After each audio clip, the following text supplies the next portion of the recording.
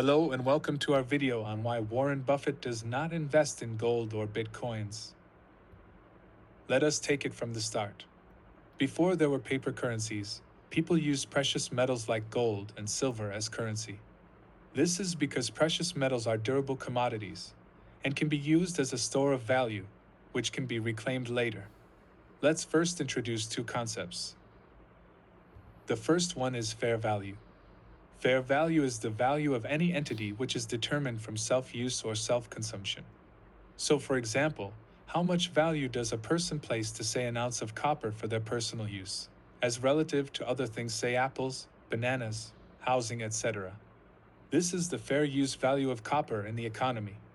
What this means, what is the value of precious metals relative to other goods and services in the economy, based on its own utility from end use. The second concept is exchange value.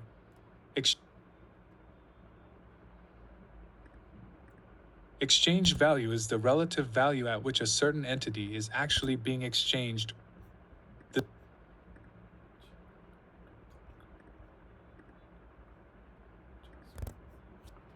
Hello and welcome to our video on why Warren Buffett does not invest in gold or bitcoins. Let us take it from the start. Before there were paper currencies, people used precious metals like gold and silver as currency. This is because precious metals are durable commodities and can be used as a store of value, which can be reclaimed later. Let's first introduce two concepts. The first one is fair value. Fair value is the value of any entity which is determined from self-use or self-consumption. So, for example, how much value does a person place to, say, an ounce of copper for their personal use, as relative to other things, say apples, bananas, housing, etc. This is the fair use value of copper in the economy. What this means, what is the value of precious metals relative to other goods and services in the economy, based on its own utility from end use. The second concept is exchange value. Exchange value is the relative value at which a certain entity is actually being exchanged or traded. For example, one apple is being bartered with 10 bananas, then 10 bananas is the exchange value of one apple. In the ideal case, the fair value for all entities should be equal to the exchange value. And once any commodity starts to take the role of currency, something different starts to happen with its exchange value. Its exchange value starts to increase as compared to its fair value. This is because now the commodity is needed not just for end use, but it is also a necessary instrument required to perform any kind of trade. People need to acquire more and more amounts of these precious metals so that they can perform other trades now and also as savings for future needs. All of this increases their demand on top of its demand for end use, and this demand increases further and further as volume of trade increases.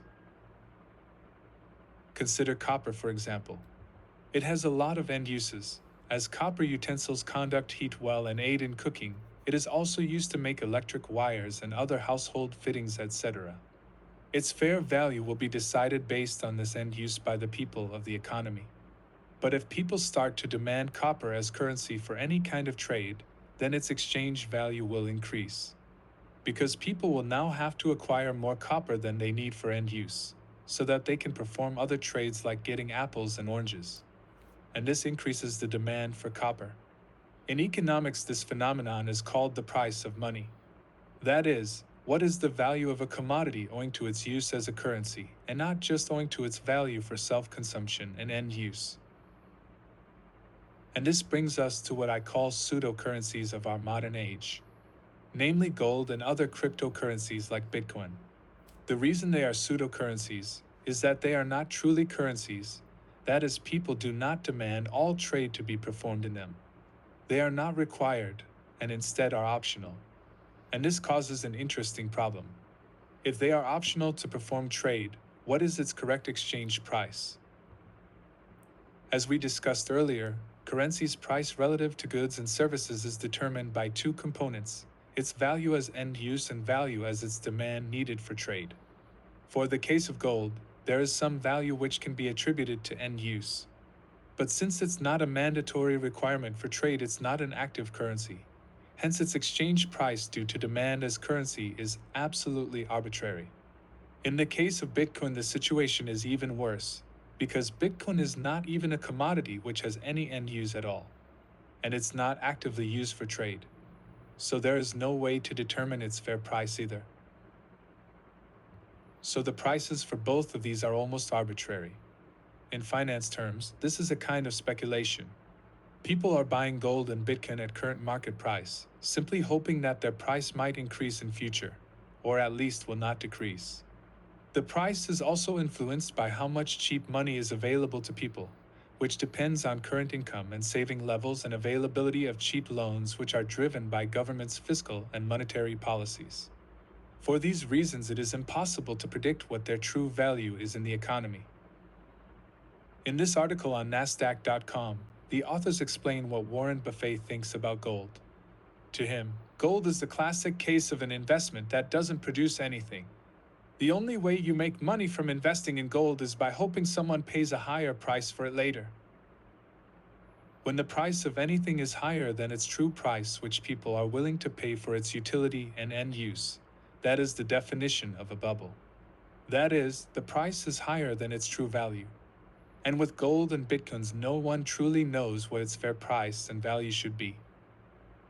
The article on Nasdaq also states that Warren Buffett is what's known as a value investor, which is, Warren Buffett doesn't want to own anything that can't produce something, be it income, revenue, or some type of profit.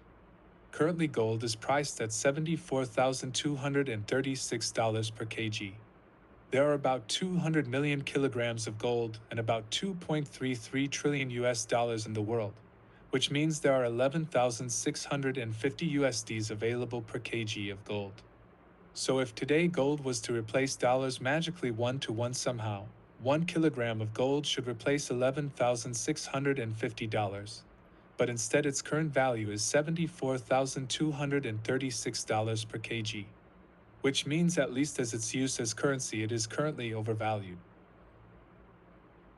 Now let's consider Bitcoins. Currently there are about 2.33 trillion US dollars in circulation and 20 million Bitcoins in existence. This gives us a value of $122,000 per Bitcoin. Current trading price is $66,000 per Bitcoin, so if there was a possibility that somehow someone would magically decree that Bitcoins will replace US dollars 1-to-1, then based on that, Bitcoins appear to be currently undervalued. But since obviously that there are no such prospects in near future, and Bitcoins are not used for any significant amount of trade or going to be used, it begs to reason that how its exchange price is being determined, if it is not for speculation. People are holding Bitcoin because they believe that it might get used as some form of currency at some point in time. Then its price will increase exponentially, and they will make a lot of wealth. But if this does not happen, the entire thing will collapse. The only reason the price of Bitcoin is maintained currently is that there are people who are willing to and capable of holding it for very long periods of time, so they are in no hurry to sell it and take their money out. So people's faith that prices will eventually increase, people's ability to hold and not sell, and people's desire to make speculative wealth is all that is driving its prices. It is not the fundamentals. And that is the reason why Warren Buffett does not invest in Bitcoins and gold. It seems like to him it is almost a matter of principle that he will not participate in speculative and arbitrary investments, which makes lines between investing and gambling very blurry. Thank you for watching.